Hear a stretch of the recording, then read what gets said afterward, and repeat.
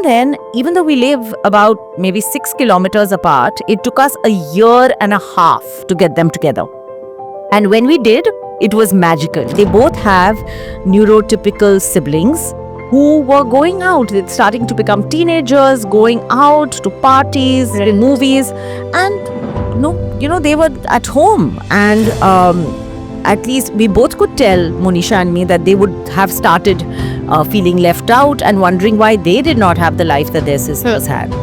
I would feel like such a failure, for a mom or a parent, you feel like such a failure because you say, what am I doing wrong that my child cannot interact with other kids? They do not want to hang out with their parents. They want a tribe of their own. They want a friend of their own. We don't prioritize play dates, or we don't prioritize socially meeting other kids. Absolutely. And I think that is a disservice we are doing to our children as well. Hello and a very warm welcome to this very special podcast series called Seat at the Table, brought to you by Jai Vakil, where we talk about invisible disabilities, neurodiversity, inclusion, in a hope to have a world that is more embracing, accepting and inclusive of those who are a little different than them.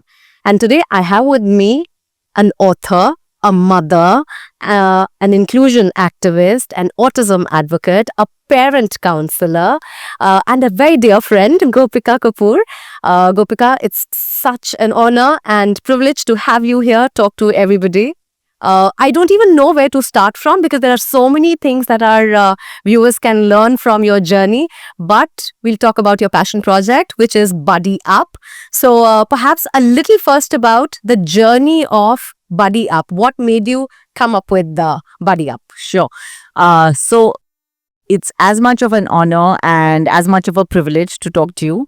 And Buddy Up Network, as the app is called, is a friendship app for people with disabilities and their caregivers. Wonderful. The story started about 5 years ago when Veer became friends with Mihan. Mihan is my partner Monisha's son. He has Down syndrome. And the matchmaker, so to speak, was Dr. Vibha Krishnamurthy, who runs Umeed. Right. Veer and Mihan are both her patients. And she had been telling both of us for the longest time, you need to get the boys together. They'll be such good friends. And even then, even though we live about maybe 6 kilometers apart, it took us a year and a half to get them together. And when we did, it was magical because they just clicked. Yeah. And it was so wonderful to sit at the sidelines and watch this friendship unfold. It really was magical. There's no other word for it. Since then, they have been the best of friends. They do a lot of stuff together. They've gone on camps together. They go partying together. They go out together to movies, to music concerts. And it really is quite fantastic. And what has been fantastic is a couple of things. One, in terms of just their mental health and well-being. Right. The fact that they both have neurotypical siblings who were going out, starting to become teenagers, going out to parties, movies, and they were at home. And at least we both could tell, Monisha and me, that they would have started feeling left out and wondering why they did not have the life that their sisters had. The second is the sense of like a tribe, a group who jokes with them, they tease each other, they go out together and really are there for each other. But I think what has been really wonderful is the fact that this is a cross-disability friendship. Mihan, who has Down syndrome, is extremely talkative, can pontificate on pretty much any subject. Veer is much quieter, much more reticent. On the other hand, Mihan's fine motor skills are still not that great.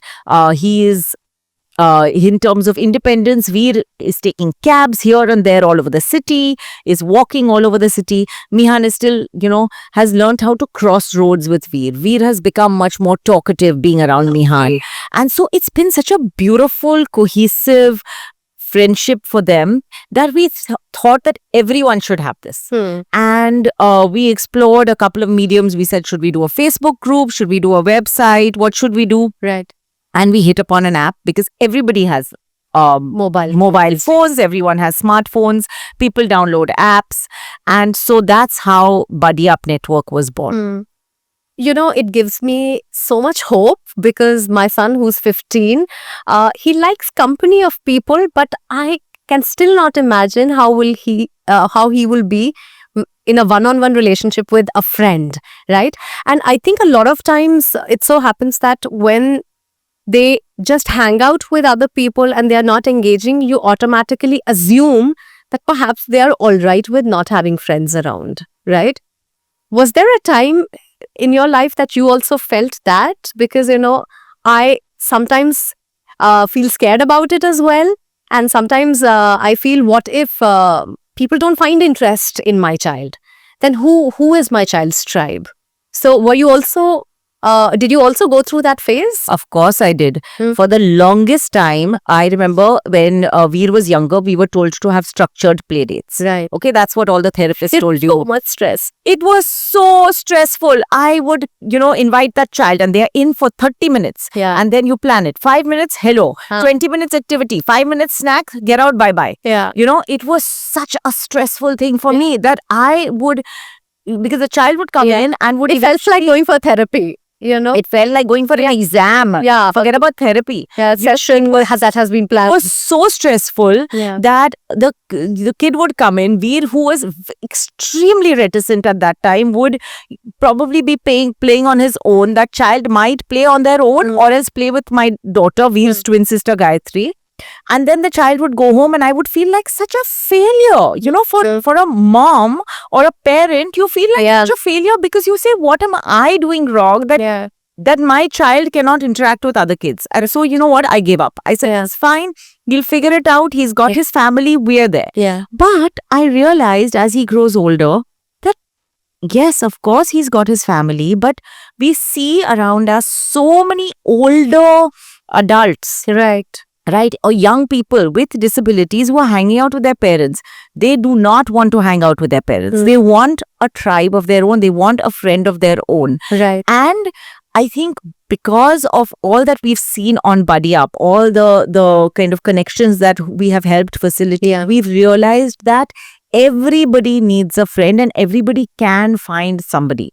So we have somebody who's a non-verbal autistic young woman from Bangalore who has found somebody in her neighborhood and they chat. How lovely. Even that, you don't have to.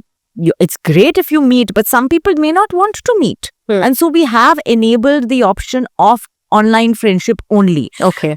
As a friend, what do you need? You need somebody who at the end of the day, you can message and say, you know what, I had a really bad day today. And the person will tell you, oh, it's okay, tomorrow will be better. That's what you need. Yeah. That's really what you need. Yeah. Or something really funny happened and you want to share that with that person. And whether you are verbal, whether you are not speaking yet, or whether you are using a device to communicate, whether you're on a wheelchair, whether you have visual impairment, it does not matter. We all need friends, and that is really what matters. Yeah. And I really feel that our kids find that somebody. They really do. Before I come to learning more about the app, I just want to speak to our audiences and also speak to myself while doing that, which is we don't prioritize play dates, or we don't prioritize socially meeting other kids. Absolutely. And I think that is a disservice we are doing to our children as well. But sometimes it's just gets so overwhelming between school and your job and your therapies and extra classes that you don't sort of find time for it. But in the larger scheme of things, I think that is one thing that needs to be prioritized. Are there any handy tips that you can give to parents who perhaps are not taking this a little more seriously than they should take it? I think I would say, after being somebody who did not prioritize it, social interactions are therapy. Yeah. Right? Yeah. They are therapy. Yeah. As a therapist, because I worked at Umeed for 10 years, the skills we were teaching children, sharing, reciprocity, how to follow instructions, how to be able to be in a group setting, Yeah. learn boundaries, social, like physical boundaries, learn how to take turns. Right. All these we were teaching with visual cues. We would teach in a group setting, in a very structured setting, Yeah. which is great. Yeah. But when you have a friendship with someone, you automatically learn these things. Yes. You're automatically fun learn- way. in a fun Yeah. way. You're automatically learning to share. You're automatically learning to wait for your turn to speak. You're automatically learning to, the back and forth of conversation, of an activity. And when I say conversation, I don't mean spoken conversation. Right. Conversations, we heard earlier today how 70% of conversation is non-verbal. Right. Right? So conversations can happen in so many ways. And it's just amazing how much being a friend and being in a friendship can teach you. And everybody deserves that. So I would really tell parents, please prioritize the social, because Yeah. it adds so much to the sense of well-being. When kids are younger, it's okay, they're taken along with the family, it all's okay. True. But once they hit that 12, 13, 14, Yeah. they really start to recognize that, why am I with my parents when other kids are out amongst themselves and they want friends for themselves? So I think that's something which needs to be prioritized. And I think a lot of parents complain, but where do we find these connections? All right, sometimes in school you go and you may find a fit, you may not find a fit, but here now there is an app that helps you do that. So let's talk more about the Buddy app. What were some of the challenges that you as a parent noted down before starting an app कि ये हो सकता है, or these are the questions that can come? I definitely know one is around safety, because our children are so gullible, vulnerable, and they perhaps do not have the agency to think like a neurotypical in certain situations. So how did you make the framework that was cognizant of all of that? So I think I'll start off with saying that Monisha and I are the most non-techie people you will meet. Okay, so, and we were embarking on creating an app which involves coding, which involves software, hardware, all sorts of stuff which we had no clue about. So that was one huge Right. challenge. But I think we both had the belief that this has to be done. And so we also found an excellent tech partner who was able to help us with that. Again, the two things that were really important for us was safety and accessibility. Right. So in terms of safety, we wanted, because our boys are on the app as well, we wanted it to be as safe as any other social media platform. Got it. So the first thing that happens when you download the app, you have to be 18 years old to be on the app. Children are not on the app. So the parents. The parents can be on the app. Okay. So that is the first thing. So when you enter the app, you have to take that I am 18 years plus. Right. Then when you log in, you have to create you create your username, and you put in your phone number and you get an OTP. Now this is so that there are no fake accounts. Got it. Okay. After that, if you're a caregiver, you fill in your child's profile. If you're a person with disability, you fill in your profile. We have very strong safety guidelines and community guidelines, and we have very clearly stated that if your child is over the age of 18, Right. but you feel that they are vulnerable, you feel they will not be able to manage the app by themselves, a responsible adult has to operate the app. Got it. Okay? Hmm. So you fill in your profile, and then the app, the algorithm shows up suggested profiles for you whom you Right. can buddy up with. Right. You can accept a request, or you can decline a request. Got it. Once you become buddies with someone, you can chat with them on the app. There is no need to give any personal information, WhatsApp number, address, nothing like that. Even the address, when you fill in your address, the app just shows your general locality and city and state. Got It will not show your exact address where you are. Hmm. So you can chat with the person on the app. We also have enabled a 1-minute free video call. Okay. This is to ensure that the person who you're chatting with is in fact who they say they are. Got it. Right? So we want to make sure that the person is absolutely safe. If after that you feel, the person is being a hindrance, Yeah. is threatening you, is showing Or inappropriate images or conversation, Yeah. you can block the person. You can also report the person. Got it. One more thing we've done for people, for children under the age of 18. So we have a lot of teenagers who've got phones of their own and who say, I want to be able to find my own friends and I want to chat by myself. Yeah. This is for people under the age of 18 as well as over the age of 18. They can download the app. So the child downloads the app on their phone.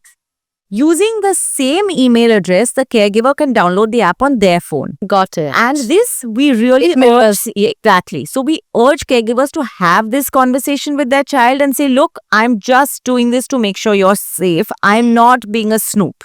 Okay. So they download it on their phone and then they monitor the chats, they monitor the friends. What we do is we tell them you enable notifications on your phone from the app. So every time your child gets a new message, gets a new friend request, that shows up on your phone. So you are able to then tell and be able to monitor. So again, we don't want them to chat on their child's behalf. We don't want them to search for friends on their child's behalf, but we just want them to be aware of what's happening. Right. I downloaded the app. I already have 4 Playdate requests. But there is inertia because, you yourself are keeping so busy. I think that push needs to come only from the parent. Yeah. That, hey, there is an app here. We are enabling you finding people who want to be friends. Right. It's not like you go to a class and say, I want to be friends with you or I want your child to come. And, you don't find a like-minded people. Here you have a like-minded person who is telling you, hey, let's prioritize and do it. So exactly. I think what everybody has to wake up to is the fact that, while you prioritize academics, while you prioritize health, while you prioritize therapy, this is such a huge part of your social well-being and your future. And if you do not prioritize it now, you're not giving that chance to your child to really sort of grow up and, have his own set of friends, etc. Do you also see a Buddy Up in future becoming a place where people find partners and absolutely start lives together? Why not? I think that's an area which we just don't look at.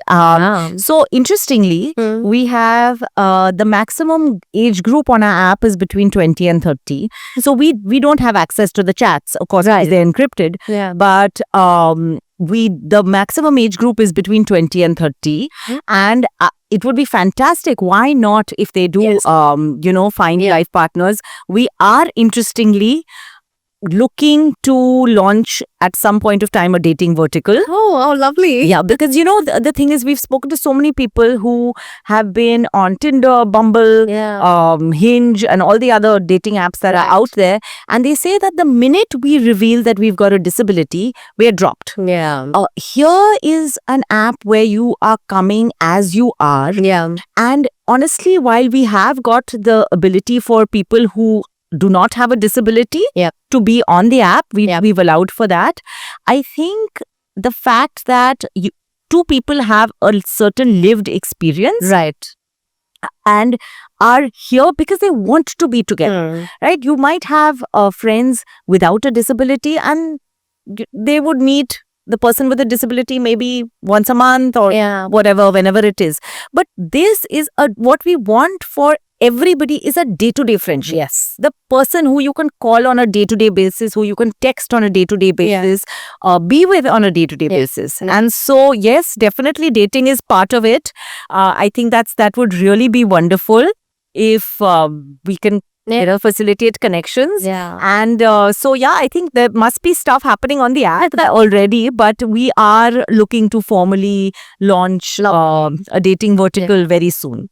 What I find very endearing about this is that, perhaps it is also a platform for caregivers to find a fellow caregiver to speak with, a sibling who wants to speak to another sibling. Because a lot of times it so happens that my lived experience is not understood by somebody with not the same lived experience, or for that matter, a sibling who may want to talk to another sibling of a child on the spectrum and, share notes, because their own friends will not perhaps ever be able to understand what it means to live in a house where neurodiversity is always around. Absolutely. So is there a way to facilitate that? Absolutely. So we do have, when the concept of caregiver again is broad, it could be a sibling, it could be a parent, it could be an aunt or grandparent or an uncle. So we have allowed for that. And I think for both Munisha and me, we both realized that when we were younger parents, in the sense that our kids had just been diagnosed, Yeah. what brought us the maximum comfort was another parent saying, you know what, it'll be okay. You were that parent for me and still are. Thank you. And I hope to keep being. Yeah. But really, it is that knowledge that somebody who's been down the line, who's walked this path, has said, you know what, it's okay. Yeah. It'll work out. Don't stress so much. Yeah. Because when your child, we know this, when your child is just diagnosed, you have so many thoughts, so many questions, so many. And at every level. Exactly. And at every level only happens. You think of the worst scenario that is possible. True. And I think as your child grows, there is this kind of calmness that kind of comes over you because you're of the acceptance of the situation, Yeah. and you're able to offer that calmness to other parents. Right. And also, I feel that any kind of disability, because of the stigma that comes along with it, especially in India, is very socially isolating for the family. You know, they automatically isolate themselves because of this log kya kahenge if I take my child out, if I take my child to a mall, to a wedding, to a party, whatever it is. Yeah. You know, and very few are able to break free of that. And that social isolation is not good for the caregivers at all. But here, if you can connect with somebody else, maybe you found somebody, you know, in your neighborhood. I'll tell you the really very heartwarming story. I was in Delhi and I was doing a session at a therapy center in Gurgaon actually. And I was at this therapy center and I was helping parents to sign on. Yeah. And suddenly 2 or 3 parents who were around me found that they lived like right next door to each other. They had clue. So they said, आप भी यहाँ पे है, हम भी यहाँ पे है, चलो चलो हम मिलते हैं. They had no clue. They were going to the same therapy center every week. Oh my God. But they had no clue. So you know, that gives me an idea of putting this on my building WhatsApp group because, you know, that's how one will find that to be able to find people. Exactly. So what a heartwarming story. But, you know, I think this is something really huge and that has been offered to everybody who's here. I think it just takes that little step one to go ahead and prioritize this because I think that's what... Because you may have all the means, but if you're not going to use it, you're doing a disservice to your child and to yourself. Absolutely. Any parting message for our audiences? I think just to get on Buddy Up, find a friend for yourself, find a friend for your child, spread the word. This is really a numbers game. The more people we have on it, the more chances there are of being able to find a buddy for yourself. So please spread the word, help us. We're just 3 months old. We've got over 2,000 users, but we really, really need more users. So please help us spread the word. Wonderful. Thank you so much, Gopika. Thank it's you. Such a pleasure talking to you. Thank you. Thank you.